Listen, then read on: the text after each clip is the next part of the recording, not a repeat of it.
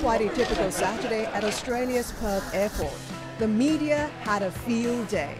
Foreign and local press jostled to get the news before the big takeoff.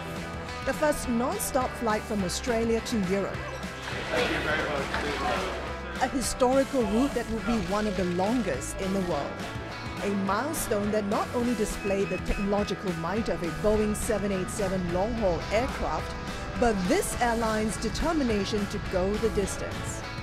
Qantas, Australia's flagship and one of the oldest carriers in the world, is aiming for the skies with its international ambitions.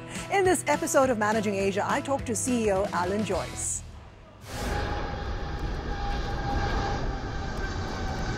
Alan Joyce called this regular flight a game changer, one of the last frontiers of global aviation. The CEO of Qantas spoke to me at the airport before he hopped onto the inaugural flight from Perth to London. It's going to be an amazing occasion, pretty historic. What on earth do you do in 17 hours?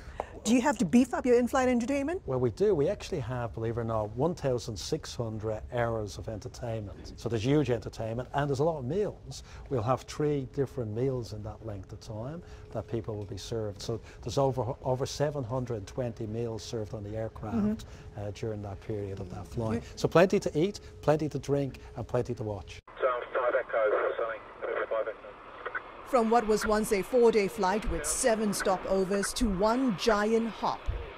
QF9 touched down 17 hours later in London to much fanfare. So Alan, what's next? Is it going to be Sydney, London, Sydney, New York? Yes, so we're actually challenging Airbus and Boeing. We call it Project Sunrise, to produce an aircraft that can fly from Sydney and Melbourne to London and New York. And that's a game-changing aircraft for Qantas. It'll have to fly 21 hours in the air. And both Airbus and Boeing have an aircraft that can nearly do it today.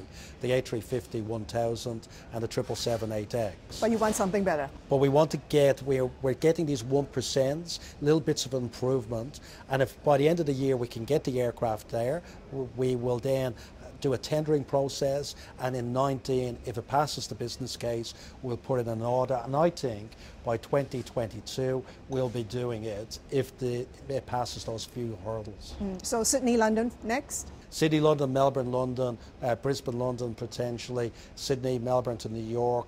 It'll open up everything in the States. It opens up destinations in Europe. It's a game-changing. So really the sky's the limit here?